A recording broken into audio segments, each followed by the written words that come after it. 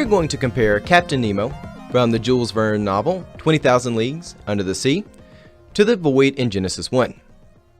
We have, in this life, an innate allegiance to the laws of creation, to the fundamentals of the universe. And to fight these fundamental laws is foolish.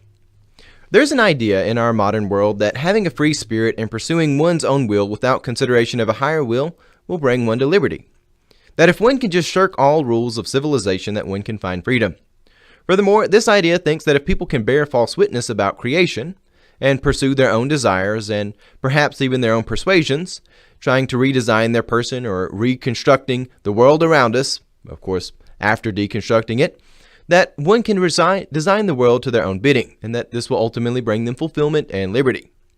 But this is mere foolishness. There is no liberty without the law, and there is no liberty in living in a lie. There is no liberty in the void.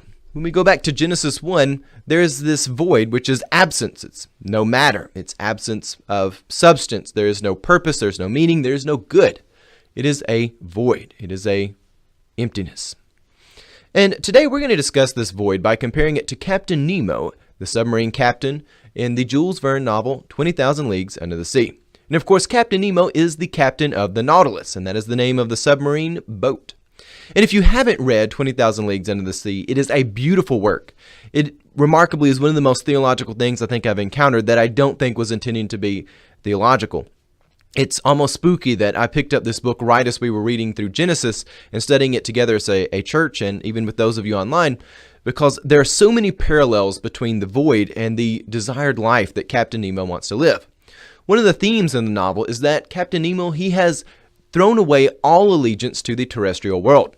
He wants to live under the sea without ever stepping on dry land ever again.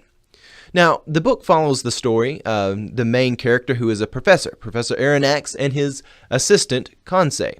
Now, there's a huge contrast between Conseil, the professor's assistant, and Captain Nemo, where Captain Nemo has no allegiance to anything of the world. In fact, he's trapped basically between Genesis chapter 1, verses 2 and 3, that place where there is a chaotic water, and then God comes and speaks light. He is stuck in this place which rejects everything. He stays down within the darkness of the ocean, only living by the unnatural light put off by the submarine. But to contrast that, Conseil has an unchallenged loyalty to his master. And there is a huge example that we can learn about allegiance to creation and even how the void is as we read this book. So if you're looking for something to read, go out and check out 20,000 Leagues Under the Sea. It's absolutely beautiful, and we're going to be referencing a lot throughout Genesis as well as some other books that tie in. But to start off, I just want to say welcome. This is Kingdom of the Logos, a Christian program of critical thinking and adventure produced by clergy in the Church of the Nazarene. I am Pastor J. Dylan Proctor, and today is Ash Wednesday. If you did not guess that from the ash there on my forehead, or if you're listening to the audio version of this, I have ash on right now. This is the second sermon in our series studying Genesis, and if anyone has any thoughts, questions, or comments, please send them to me. But let's get right into this. And let's jump into this by building off of our last sermon on Genesis 1, where we established that there is a connection between having purpose and being good. And this is true in the existential sense. As God speaks the various particularities of creation into place, the state of being considered good cannot be separated from each particularity's designed purpose. In short, to put this in down-to-earth language, God designs things with meaning, and that is good. You can't separate having meaning from being good. Now, that doesn't mean that any meaning is good, but it means the ones that are designed by God, they are good, and you can't separate those things from one another. And when we use the term good, we're not meaning it as saying something is nice or it's okay and we like it, but it is something which is actually derived from God. It has an eternal good about it. There's an element of virtue connected to this. The framework of creation is centered around a certain set of universal goods, or perhaps one might call them universal rules. As we look at Genesis chapter 1, we find that God puts things together in a particular order. And not only does each aspect of creation have a purpose, but each of these various aspects of creation, they must respect one another. And what I mean by that is God says, let there be light, and there is light. But the light, as God separates it into night and day, it cannot choose that it is going to perhaps shed light on the sea, but not the dry land. It's just not something that the light can do. The physics of the universe, they are set in motion. And everything living in this universe must have some allegiance to these rules. The light, it cannot say to the land that it refuses to touch it. The heavens above, they cannot say that they are only going to be above the land, but not the waters below. The creeping things, they cannot say that they refuse to creep along the earth or perhaps swim along the sea, but instead they will return to the void and creep and swim there. These are just things which are not possible. They are fundamentally impossible. For the various components of creation, they must abide by the organization which God has set before them. Now let's talk a little bit about 20,000 Leagues Under the Sea.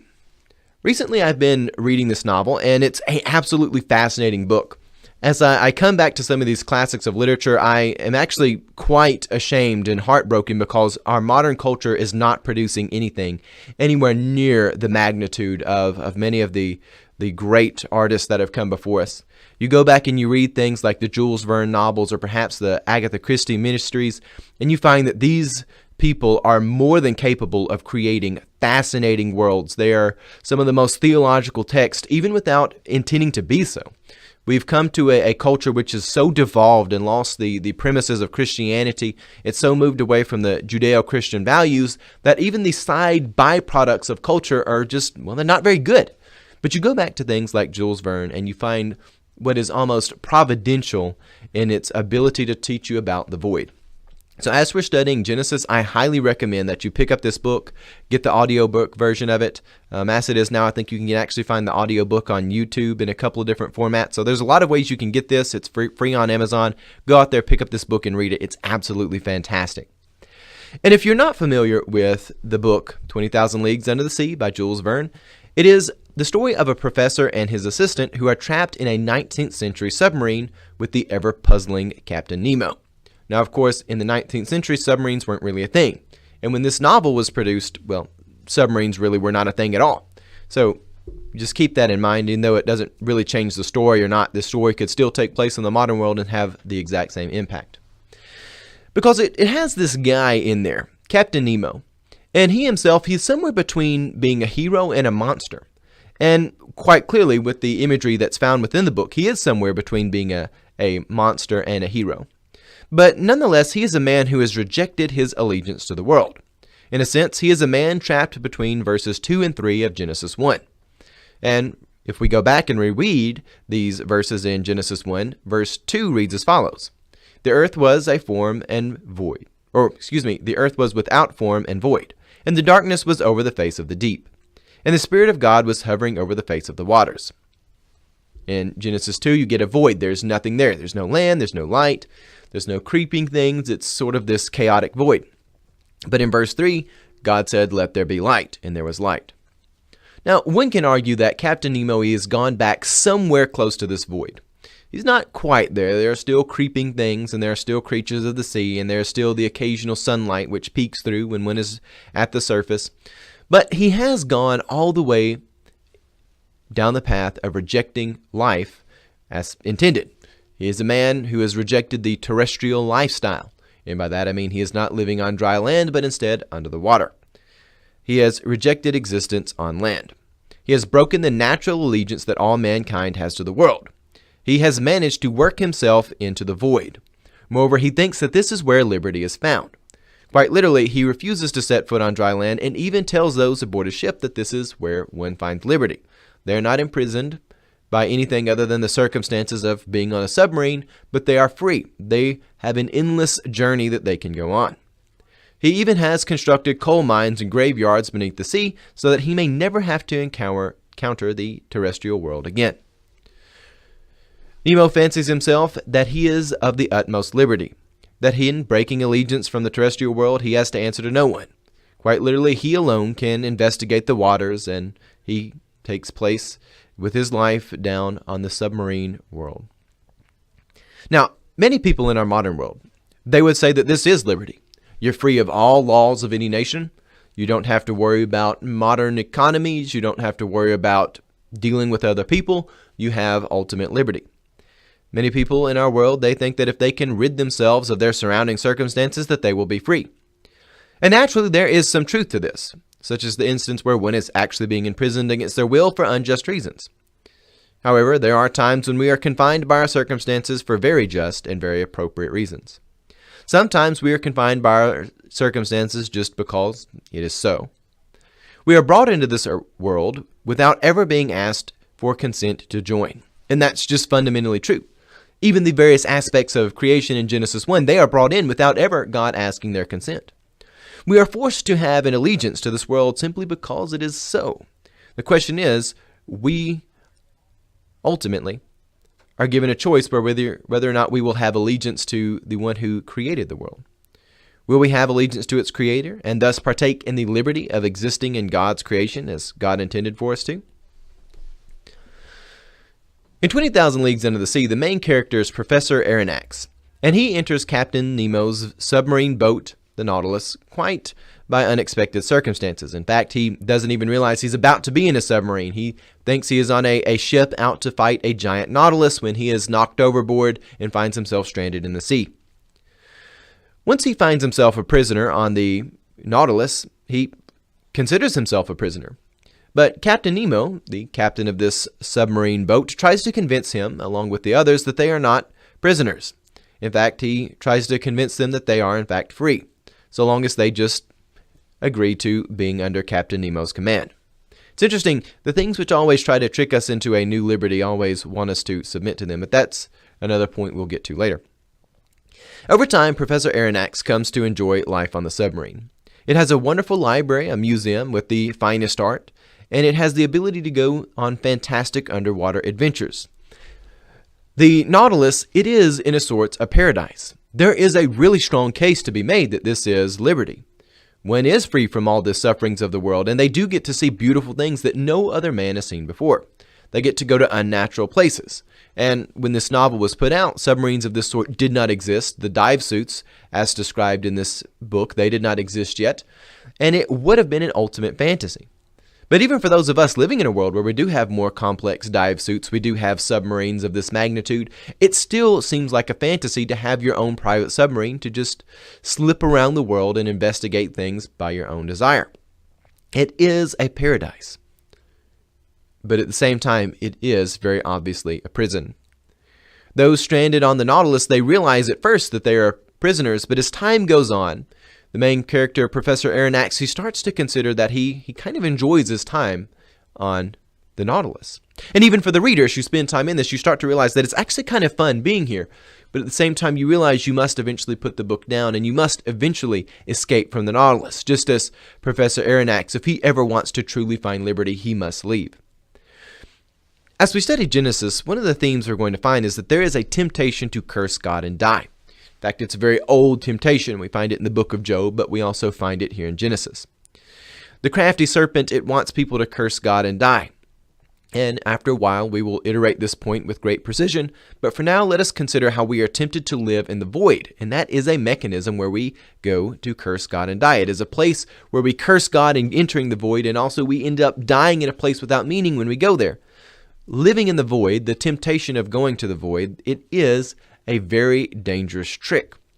The mechanism which tempts us to go there is a very dubious one. There is this desire we have to live in a world free of consequences, to go live on a submarine, free from all the sufferings of the world, and to be surrounded by beauty, both that which is naturally occurring and also that which is in the finest museum. This is one of the great temptations of life. To give up the fight, to give up the allegiance we have to the world, to give up the meaning that we have, to give up any honest examination of the world, and to just give in to a, base prison. Captain Nemo's indefatigable rejection of his natural allegiance to the terrestrial world is contrasted by that of Conseil, who is Professor Aronnax's assistant. And now, earlier, as we were opening up the sermon, I mentioned that there is this huge theme of allegiance to the world. Within Genesis 1, there's this idea that each of the aspects of creation, they have a fundamental allegiance to the world. Again, the creatures of the land and the sea, they don't just get to say, well, we're going to go exist in the heavens above. We're going to go out and live in space now. The light doesn't get to say, well, I'll shine some light on this piece of land, but not that. The heavens above, the waters above, they don't get to say, well, we're going to be the waters above, but we're going to break the laws of physics or even the laws of language and say somehow we're above this, but not above that. It turns into nonsense really quickly when the laws of the universe break down. The laws of the universe, they are quite fixed. We cannot rewrite them by a whim. And Captain Nemo, he is someone who has tried to reject the laws of the universe. He is rejecting his allegiance to them, and it's a huge theme of the book. And contrasted by that is the professor's assistant, Conseil. And if you've watched the 1997 movie adaptation of this, they write out Conseil, and they instead throw in a professor's daughter who's not in the book, and they have a cheap romantic subplot, and it's so terrible. And this is why I hate a lot of modern movies and things, because they want to check boxes and say, well, we had dealt with this identity, we did identity politics, we got a romance theme in there. And in doing that, they ruin art and they take away the beautiful things from history. It's so sad. It's so pathetic. But anyways, Conseil, one of the great characters in the book, he has an unrelenting allegiance to Professor Aronnax. He loves the professor, and not any of the cheesy, watery down, terrible things our modern world would put in there and say, oh, well, there's this sub-theme. No, he has a love for the professor's work. He has perfect loyalty to the professor who is his master. The servant is perfectly faithful to the master, even to the point where when the professor, he falls off the boat, before going on to the Nautilus, he falls into the sea, and he thinks that he is drowning, only to find that his servant Conseil is there with him. And when asked why Conseil jumped to what was certainly his death, Conseil simply responds, what else was I to do? The master went into the water, so did I. This theme of this unrelenting loyalty, it's not a blind loyalty. It's not a blind trust, but it is one that is motivated by deeper things. There's a deep allegiance that Conseil has to his master, that Conseil, the assistant, he has to the professor, and he wants to do what is good, not just by the professor's eye, but he sees the work of the professor as something which is good. Their work together, their purpose that they have in this world, it is something to aspire for. And there's a lot of things to aspire for when one has a whole world of opportunity, when one has things to research, when there are conflicts to sort out, there is meaning, there is aspiration. But within this book, there is this sad prison, which is the Nautilus. And it's sad because it is tricky. It's beautiful and it seems perfect in every way, but in the end, it is a prison. And when you look at the difference between Captain Nemo, who has rejected his allegiance to the world, and you look at Conseil, who has a perfect loyalty and perfect allegiance to his master, you see that these are two different approaches to how we deal with the world. Fundamentally, we are in the reality we are in. We are here at this point in time in the cosmos, and we can either bear false witness about creation, or we can be honest about creation. God put the universe together in such a way that is very particular. The purpose we have in life, we can either embrace it and we can have allegiance to our purpose, or we can reject it and go back to the void. Ultimately, this will put us in a prison, just as Captain Nemo creates a prison for himself. The void is a prison. To live life in such a way that rejects the truth of creation is to create a prison for oneself.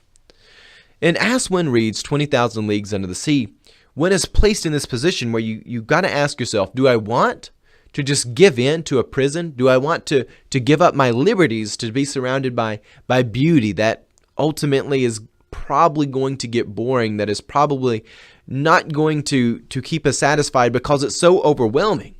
That's one of the things which happens even within the book, is that those who are on board the Nautilus, they realize that they can only see the magnificent and beautiful things for so long because it will exhaust them if they see too much of it at once.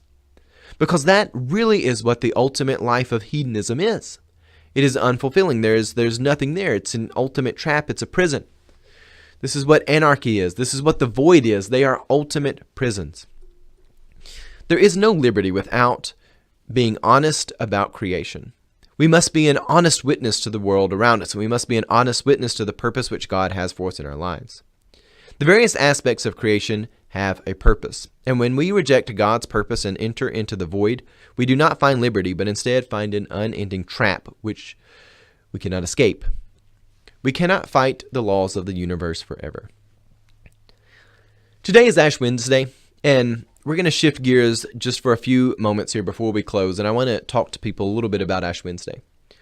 Ash Wednesday, it is 40 days before Easter. It is a time where people set aside their life to recognize that preparations need to be made for Easter. It is a holy and solemn day because one recognizes that the work of the cross is no small work. It is something which fundamentally took creation to a new level. Again, God does not reject his allegiance to the world or his allegiance to that which he created, but instead he wants to fulfill his promise to creation. He wants to fulfill the law. He wants to take humanity to a new level. He wants to redefine life and death in a way that only God can. Again, it is not a rejection or a breaking of an allegiance, but instead it is a fulfillment. It is a taking things to their next fruition. So as we are here on Ash Wednesday, it is quite traditional for people to take ashes, which are made from burning the palm leaves from the Palm Sunday of the previous year, and put them on their forehead. It is a way of being somber and also paying homage to the upcoming season.